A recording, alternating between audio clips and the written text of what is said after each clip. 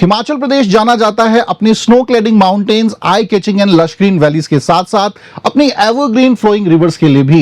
These are consider the lifeline of Himachal Pradesh and even the people of Himachal Pradesh are deeply connected with these rivers. ना सिर्फ social और economic बल्कि culture और religious point of view से भी ये नदियां हिमाचल वासियों के लिए बहुत इंपॉर्टेंट हैं। Even the people of Himachal Pradesh have a lot of respect in regard toward this reverse और इन्हें देवी देवताओं की तरह भी यहां पर पूजा जाता है। But in last couple of decades, what we have seen that the changing trends of our lifestyle has deeply impacted these rivers.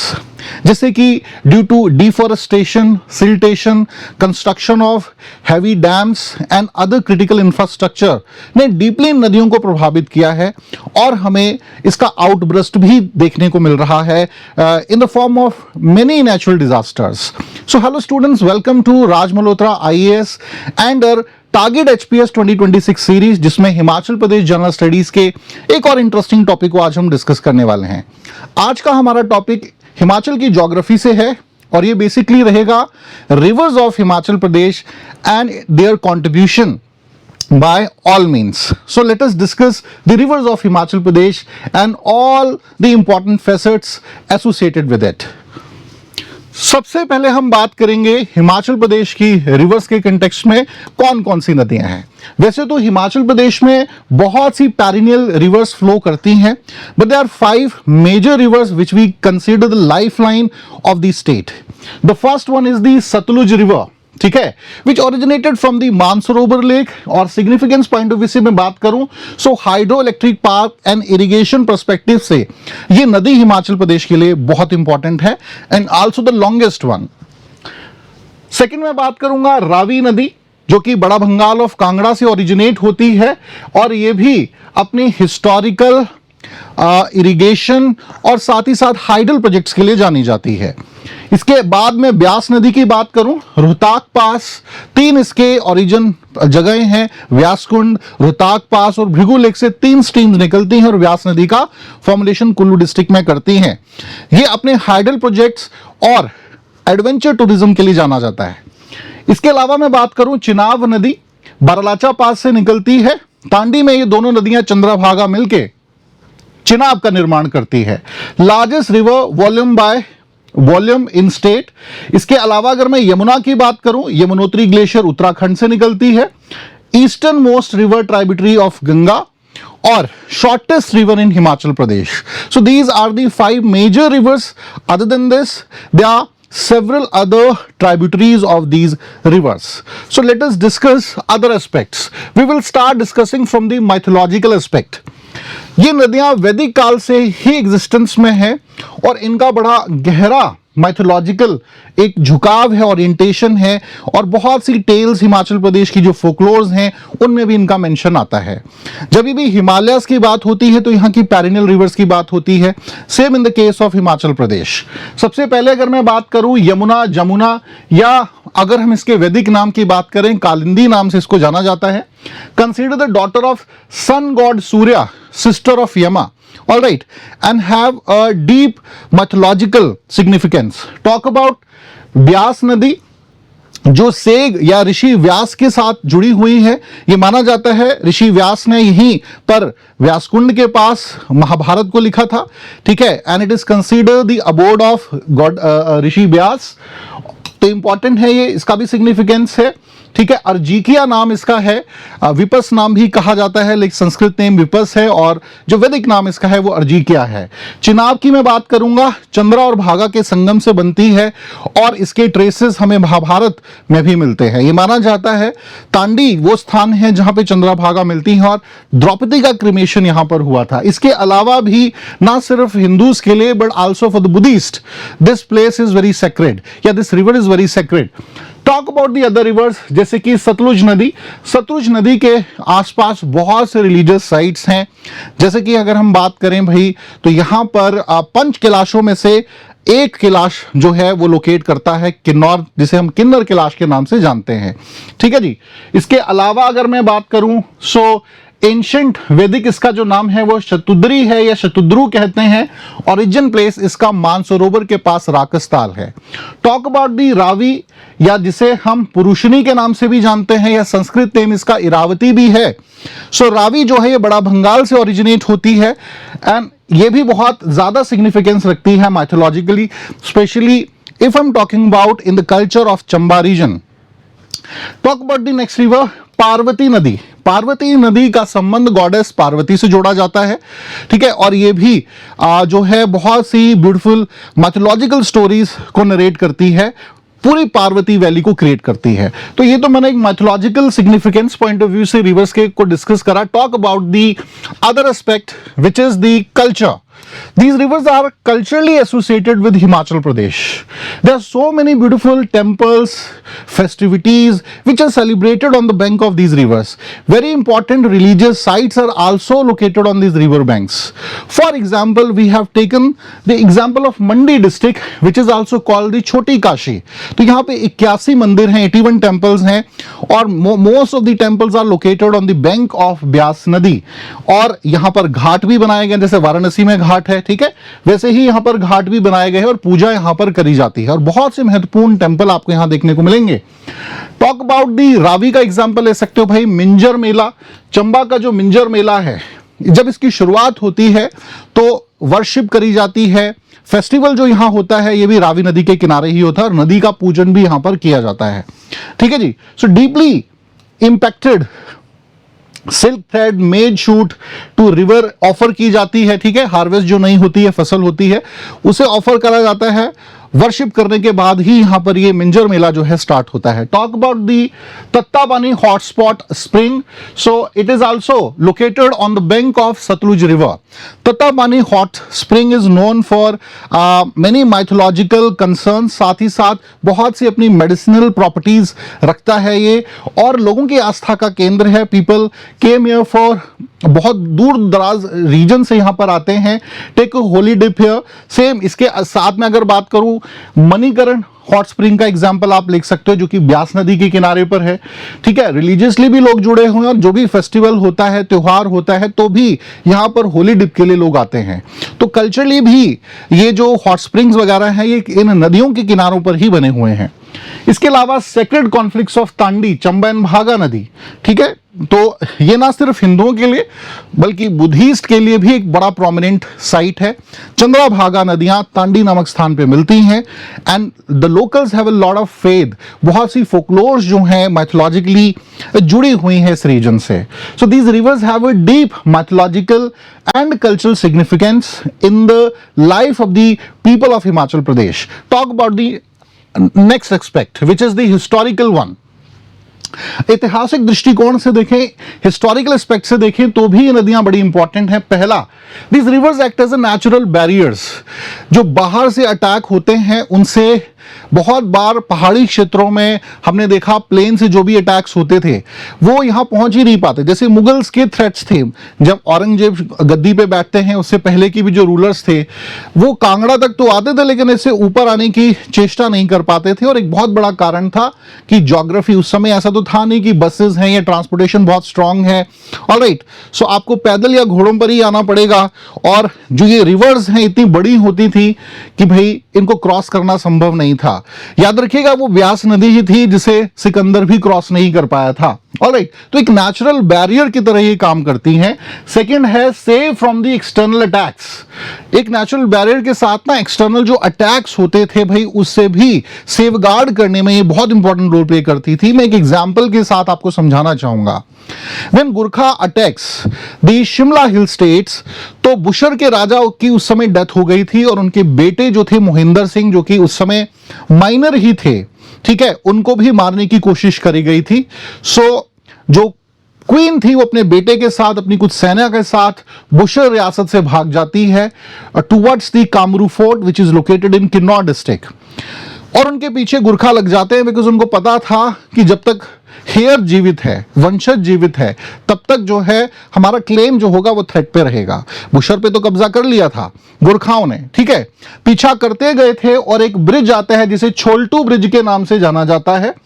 छोल्टू bridge को जैसे ही क्रॉस किया तो इनके बहादुर सैनिकों ने इस पुल को ही तोड़ दिया। अब गुरखास जो थे इसको क्रॉस नहीं कर पाए बिकॉज ये बना था रावी नदी पे। अगर ऐसा हो जाता तो शायद इतिहास किसी और कलम से लिखा गया होता। It shows the significance of these rivers. Alright, it protected the local princely states और रूलर्स। ठीक है, तो जो प्रिंस मोहिंदर सिंह थे उनकी जान बच गई थी। बात करेंगे थर्ड एस्पेक्ट की, it also create boundaries. Many time what we have seen that जो भी प्रिंसली स्टेट्स थे ना, वो आपस में जब कोई ट्रीटी करते थे तो वो रिवर्स को बाउंड्री कंसीडर कर लेते थे कि इस रिवर का जो ईस्टर्न पार्ट है वो तुम्हारा, वेस्टर्न पार्ट इज माइन, या सदर्न या नॉर्दर्न पार्ट को इस प्रकार से बांट लेते थे। और ऐसा बहुत बार डिफरेंट रूलर्स ने इन पहाड़ों में किया। इसके अलावा अगर मैं लोकल रूलर्स के अलावा भी एग्जाम्पल दूं तो सतलुज नदी का आप एग्जाम्पल ले सकते हो, which is created a boundary between Britishers and Maharaja Ranjit Singh, मतलब जो सिख्स थे उनके बीच एक बाउंड्री क्रिएट कर दी थी। ऑलराइट, सो इन नदियों का ना हिस्टोरिकली भी या कह सकते हैं स्ट्रेटेजिकली भी बहुत ज्यादा सिग्निफिकेंस रहा है। Talk about the other aspect. इसके अलावा अगर हम बात करेंगे मॉडर्न एस्पेक्ट में थोड़ा, so we will discuss it from economic point of view. Economically Himachal के एग्रीकल्चर हॉर्टिकल्चर में भी इसका बड़ा गहरा योगदान है। साथ ही साथ हाइड्रो पावर पर्सपेक्टिव से इसको समझेंगे। ठीक है, बहुत से हाइडल प्रोजेक्ट्स इन्हीं नदियों पर बने हुए हैं। हाइड्रो पावर को प्रमोट करने में हिमाचल की, जो कि एक मेजर सोर्स ऑफ इनकम है यहाँ के लोगों का, इन नदियों का ही कॉन्ट्रीब्यूशन है। अदर देन दिस, जो हिमाचल का टूरिज्म है भाई, उसको भी प्रमोट करने में कहीं ना कहीं नदियों का बड़ा गहरा इंपैक्ट है। सो अब एक एक करके इसको समझेंगे। Let us start. सबसे पहले बात करेंगे हाइडल प्रोजेक्ट जनरेशन। सो अगर हम estimated hydro power generation capacity की बात करें हिमाचल प्रदेश की, सो इट इज अराउंड 27,436 मेगावाट। हालांकि अभी तक हम जो हार्नेस कर पाए हैं ये 10,000 के आसपास ही है। ऑलराइट, बट ये सारी नदियां बड़ी इंपॉर्टेंट हैं। कुछ रीसेंट प्रोजेक्ट के कंटेक्स्ट में मैं बात करना चाहूंगा। वैसे तो so many hydel projects are located here, चाहे वो नाथपा जाकड़ी हो, शानन प्रोजेक्ट हो, चमेरा प्रोजेक्ट हो, ठीक है, पंडो प्रोजेक्ट हो, सेवरल प्रोजेक्ट्स आर हियर। कुछ जो अभी रीसेंट प्रोजेक्ट्स पर काम चल रहा है मैं उसी के कंटेक्स्ट में बात करना चाहूंगा। लुहड़ी स्टेज 1 प्रोजेक्ट 210 मेगावाट का ये प्रोजेक्ट है जो कि शिमला और कुल्लू डिस्ट्रिक्ट में बनाया जा रहा है on the bank of Sutlej river. ठीक है, जैन 2026 में कमीशन किया गया है और एक्सपेक्टेड जो जनरेशन है इससे 758.2 मिलियन यूनिट्स जो हैं एनुअली जनरेट होंगी इस प्रोजेक्ट से, ये अनुमान है। टॉक अबाउट कुठेर हाइड्रो प्रोजेक्ट जो कि चंबा डिस्ट्रिक्ट में बना हुआ है आपके रावी नदी पे। और तो ये प्रोजेक्ट भी बहुत इंपॉर्टेंट है, ऑलमोस्ट कंप्लीट है ये प्रोजेक्ट। टॉक अबाउट 22 नए प्रोजेक्ट जो हैं राज्य सरकार ने घोषित करे हैं, स्टेट गवर्नमेंट ने अनाउंस करे हैं, वर्थ 828 मेगावाट के, जो कि जनवरी 2025 में एलोकेट हुए हैं और आने वाले समय में मतलब अगले 3-4 साल में ये कंप्लीट होंगे। और इसकी वजह से हिमाचल प्रदेश में रोजगार के अवसर जो हैं, एम्प्लॉयमेंट जनरेशन बहुत अधिक होगा और रेवेन्यू जनरेशन भी निश्चित रूप से इन प्रोजेक्ट्स के माध्यम से होगा। So government of Himachal is trying कि ज्यादा से मैक्सिमाइज कर पाए हाइडल पावर पोटेंशियल को। Other than this, these rivers are also the primary source of irrigation। जो भी रिवर वैलीज हैं बच्चों, वहां पर हम इरिगेशन देखते हैं, हालांकि इसका परसेंटेज बहुत कम है। अगर मैं टोटल में बात करूं, total agriculture land in Himachal Pradesh, so it is around 10%, 10% के आसपास है। जबकि जो डिपेंडेंसी यहाँ के लोगों की है 10% लैंड पर एग्रीकल्चर पॉइंट ऑफ व्यू से, दैट इज 93%। ऑलराइट, तो इस 10% लैंड को जो है, ज्यादातर वैली रीजन में ये लैंड आती है, यहां की नदियां ही सींचती हैं, इरिगेट करती हैं। ऑलराइट, चाहे वो हॉर्टिकल्चर है या फिर हम बात करें सो आपका एग्रीकल्चर। इसके अलावा अगर हम रीजन एग्जाम्पल ले सकते हैं कि जैसे हॉर्टिकल्चर का एग्जाम्पल आप ले सकते हो, कुल्लू और शिमला के बहुत से रीजन जहां पे एप्पल ऑर्चर्ड्स हैं, ये नदियां ही, जैसे कि पार्वती, ब्यास या सैंज वैली में ये नदियां ही इरिगेट करती हैं इन एप्पल ऑर्चर्ड्स को। Alright, which is considered one of the major source of horticulture in Himachal Pradesh. So इसके अलावा वाटर मैनेजमेंट भी सरकार कोशिश कर रही है। एक बड़ा फाइनेस्ट एग्जाम्पल हम ले सकते हैं रेणुका जी डैम प्रोजेक्ट का। गिरी नदी पे बना हुआ रेणुका जी डैम जो है ये मेजरली बनाया गया है दिल्ली पॉइंट ऑफ व्यू से। यहां से जो भी पानी है इरिगेशन पॉइंट ऑफ व्यू से या power project point of view से ये दिल्ली को जाता है। साथ ही साथ सिरमौर रीजन की जो पावर नेसेसिटीज हैं उनको भी फुलफिल करता है। सो बहुत बेहतर तरीके से जो है वाटर मैनेजमेंट इस रीजन में किया जा रहा है। ऑलराइट, चलिए इसके अलावा अगर हम फाइनेंस पॉइंट ऑफ व्यू से बात करें हाइडल प्रोजेक्ट के कंटेक्स्ट में, तो जैसा मैंने कहा भाई 10,547.17 मेगावाट जो है 10,547.17 मेगावाट जो है पोटेंशियल अभी है जो हम हार्नेस कर पाए हैं, जबकि कैपेसिटी कितनी है? कैपेसिटी है 27,436 मेगावाट की। तो still we need to go long way off. इसके अलावा कुछ जो हमारे मेजर प्रोजेक्ट्स हैं जैसे कि नाथपा झाकड़ी और रामपुर, ये ऑलमोस्ट 12% तक जो है फ्री पावर जनरेट यहां पर कर रहे हैं। और पिछले कुछ सालों का अगर हम रेवेन्यू देखें हाइडल प्रोजेक्ट का तो तकरीबन ये है 7,000 crore, which is a huge number for a small state like Himachal Pradesh. Other than this HPSBL का अगर अप्रैल 2025 अप्रैल से दिसंबर तक का हम डाटा देखें, सो सेल के माध्यम से इलेक्ट्रिसिटी सेल के माध्यम से 300 करोड़ का जो है बेनिफिट हुआ है, प्रॉफिट स्टेट को किया है। रेवेन्यू डिपेंडेंसी जो है हमारी बहुत अधिक है, इस पे 12% फ्री पावर शेयर हो रहा है, एडिशनल पावर हम जनरेट कर रहे हैं। इसके अलावा operational status of major projects जो भी है वो भी अपडेट किया जा रहा है। तो these all things are important with respect to the hydel project. Now talk about the tourism point of view. Economy का ही ये हिस्सा है, टूरिज्म को भी प्रमोट करने में नदियां बड़ी महत्वपूर्ण रोल प्ले करती हैं। एडवेंचर टूरिज्म को we can take the example of Kullu and Mandi region है, जैसे रिवर राफ्टिंग होती है तो इन रीजन्स में या आप कैंपिंग करते हैं, रिवर कैंपिंग करते हैं, रिवर क्रॉसिंग का एक्सपीरियंस आप लेते हैं, ये सब जो है नदियों की वजह से ही हो रहा है। बहुत से लोग इन रीजन में एज ए टूरिस्ट इसीलिए आते हैं कि इन सुंदर घाटों में इन ब्यूटीफुल रिवर्स को देख पाएं। ऑलराइट, इको टूरिज्म पॉलिसी जो इंट्रोड्यूस करी गई है, इसमें तकरीबन अगले 5 साल में 200 करोड़ जो है ये रेवेन्यू जनरेशन करने का टारगेट निश्चित किया गया है और 77 नई इको टूरिस्ट साइट भी इसमें घोषित करी गई हैं। And it will help to boost the local income and employment generation in the Himachal Pradesh. Other than this, जो हमारा सस्टेनेबल नॉलेज है उसको भी कैसे यूज किया जा सकता है। इंटीग्रेटेड बायोडाइवर्सिटी मैनेजमेंट का जो चक्र है भाई उसे और जो है स्ट्रेंथन करना बहुत जरूरी है। आप टूरिज्म में एग्रो टूरिज्म को प्रमोट कर सकते हैं, आप जो है मेडिकल या बायोडाइवर्सिटी पार्क्स बिल्ड कर सकते हैं टूरिस्ट को अट्रैक्ट करने के लिए। ठीक है, इस प्रकार के एक्सपीरियंसेस जो हैं आप टूरिस्ट को करवाइए। इसके अलावा रूरल इनिशिएटिव्स भी सरकार की तरफ से हैं एग्रो टूरिज्म को बूस्ट करने के लिए, जैसे कि आप मेन स्ट्रीम होटल्स की जगह जो है जहां की जो रूरल लाइफ है उसको एक एक्सपीरियंस करने के लिए होम स्टेज पे सब्सिडी सरकार दे रही है ताकि मैक्सिमम लोग जो हैं अपने होम स्टेज बना पाएं और अपने सराउंडिंग रीजन्स में ही सोर्स ऑफ इनकम को जनरेट कर पाएं। तो ये सभी जो है क्यों संभव है? Because these rivers are located, most of the home stage are created on the banks of the river beds. Alright, so these are the source of income also. इसके अलावा अगर हम देखेंगे भाई, जैसे मैं एग्जांपल दे सकते हैं इको टूरिज्म साइट्स का, शिमला का शोगी का जो रीजन है यहाँ पे बहुत से होम स्टेज बनाए गए हैं। कसोल जो है पार्वती वैली में, यहाँ पर बहुत से होम स्टेज बनाए गए हैं। ठीक है, स्किल डेवलपमेंट इनिशिएटिव्स भी प्रमोट कर रही है सरकार और लोग भी इसे फॉलो कर रहे हैं। 2024 तक अगर हम देखें तो 1.80 करोड़ जो है डोमेस्टिक विजिटर्स का यहां पर रहा है, विच बूस्टिंग दी हॉस्पिटैलिटी।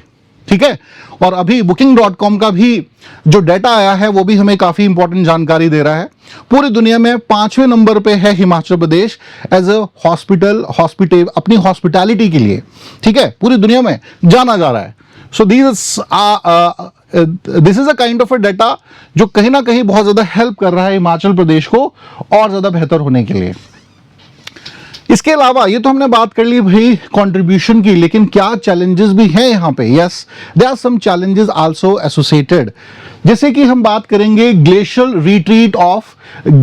रिट्रीट हम दे सकते हैं भाई। ग्लेशियल जो लेक आउटब्रस्ट ऑफ फ्लड्स का एक रिस्क है वो ज्यादा से ज्यादा यहाँ पे जनरेट हो रहा है, बढ़ रहा है। ये डाटा आप देख सकते हैं 2019 तक 562 लेक्स ही यहां पर थी, ग्लेशियर लेक्स, जो अब बढ़कर जो है 1048 हो गई, ऑलमोस्ट डबल हम देख रहे हैं ये नंबर। ठीक है, अब इससे क्या होगा भाई, जो फ्लड्स आने की संभावना है इस रीजन में और ज्यादा बढ़ेगी।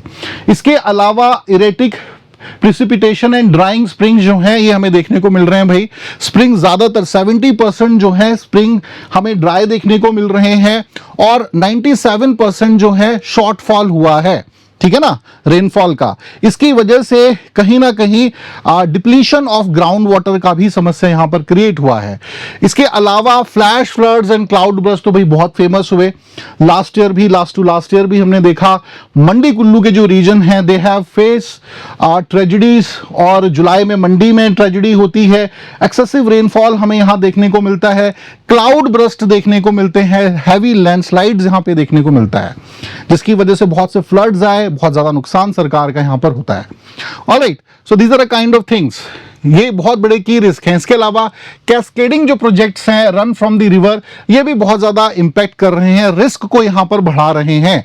इसके अलावा भाई मग डंपिंग के केसेस भी देखने को मिल रहे हैं, जैसे लूरी प्रोजेक्ट में ही देखा। अब इससे क्या हो रहा है, मग डंपिंग आप करोगे, नदियों में ही जो है आप डंपिंग कर रहे हो ना, इट फिल्स द रिवर बेड्स। अब जब रिवर बेड्स की गहराई कम होगी तो फ्लड्स बढ़ेगा ही, फ्लड्स अपने आप बढ़ने हैं। इसके अलावा डैम सेफ्टी इश्यूज भी हैं। मलाना का जो डैम में क्रैक्स आए थे वो कैसे आप भूल सकते हैं। जीवा प्रोजेक्ट सैंज का एग्जांपल है, या मलाना 1 HEP जो फेलियर हुआ था, debris jammed in the gate and then outburst हुआ। ठीक है, सो इस प्रकार के केसेस हमें देखने को मिल रहे हैं। या कुछ रिवर्स पर ना लिमिट से ज्यादा ही डैम्स बन रहे हैं, जैसे कि हम रावी नदी का एग्जांपल ले सकते हैं भाई, several dams are created. Alright, तो इसकी वजह से भी ये जो प्रॉब्लम्स है ना आने वाले टाइम में क्रिटिकल होती जाएंगी। Talk about some other important aspects. हम इंडस्ट्रियल पॉल्यूशन को कैसे भूल सकते हैं, हालांकि बहुत ज्यादा इंडस्ट्री तो नहीं है, फिर भी बीबीएन इंडस्ट्रियल बेल्ट हमने लास्ट लेक्चर में ही पढ़ा था भाई, फार्मा इंडस्ट्री के कंटेक्स्ट में बीबीएन बेल्ट के बारे में। सिरसा जो रिवर है, सिरसा रीजन है यहाँ का, ठीक है, सोलन सिरमौर का, यहां पर ये डंप करते हैं, जिसकी वजह से टॉक्सिसिटी जो है बहुत ज्यादा बढ़ गई है। और इसके जो आउटसाइड के रीजन है, स्पेशली जो रोपड़ का वेटलैंड रीजन है, वो पोल्यूट हो रहा है। यहाँ की जो एक्वेटिक लाइफ है वो पोल्यूट हो रही है। बहुत सी मछलियां जो हैं अपने आप यहाँ पर खत्म हो रही है, एक्वेटिक लाइफ को आप नुकसान पहुंचा रहे हो। डिटेक्ट किए गए हैं पॉलिटेंट्स, बहुत से पॉलिटेंट्स जैसे आर्सेनिक है, लेड है, कैडियम है, इसकी मात्रा जो है नदियों में जो सराउंडिंग रिवर्स हैं यहां पर पाई गई है, जो कि यहां के लोगों के लिए भी सुरक्षित नहीं है। इसके अलावा भाई ये जो पैटर्न है ये लगातार, जैसे हिस्टोरिकल पैटर्न आप देख सकते हो, बहुत सी रिपोर्ट्स पहले थी कि भाई यहां पर ऐसी समस्याएं नहीं आती थी, बट नाउ ये जो चेंजेस आ रहे हैं इसकी वजह से बहुत अधिक नुकसान हो रहा है। सीवर ट्रांस बाउंड्री थ्रेट्स भी हैं, क्योंकि ये बॉर्डर रीजन्स की रिवर्स हैं, अपने साथ इस प्रकार की पॉल्यूटेंट्स को जब ये कैरी करेंगे तो ना सिर्फ हिमाचल प्रदेश, पंजाब और हरियाणा में भी ये प्रॉब्लम क्रिएट करेंगे, स्पेशली जो यहाँ के वेटलैंड्स हैं। ऑलराइट, और अगर आप शिवालिक रेंज में जो पंजाब हरियाणा का रीजन देखते हो, ग्रीन पार्ट देखते हो, ये भी आने वाले टाइम में हमें और ज्यादा प्रॉब्लमेटिक दिखेगा। So these are some of the reasons. इसके अलावा इलीगल सैंड माइनिंग एक बहुत बड़ी समस्या है इस रीजन में। इवन जो एनजीटी बैन रीजन्स हैं भाई, उनको भी इग्नोर किया जाता है। रिवर बेड्स को बहुत अधिक ज्यादा जो है सिल्टेशन यहां करी गई है, बहुत ज्यादा माइनिंग, यहां सैंड माइनिंग हो रही है। ऊना हरोली का आप एग्जांपल ले सकते हैं।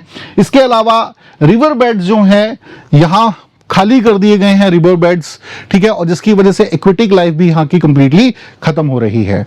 इसके अलावा एक बड़ी समस्या हमारे यहाँ पर रही है कि जो भी रिवर नदियों के किनारे होते हैं ना, वहां पर टूरिस्ट ज्यादा आता है, बट हैपहेजर्ड जो या अनप्लान्ड इंफ्रास्ट्रक्चर जो डेवलप हुआ है उसकी वजह से भी बहुत ज्यादा समस्या आने वाले टाइम में हमें देखने को मिलेगी। प्लान्ड इंफ्रास्ट्रक्चर डेवलप हुआ नहीं है, and what we have seen that in the monsoon regions बहुत से जो बिल्डिंग्स हैं, स्ट्रक्चर्स हैं, वो कोलैप्स हो जाती हैं।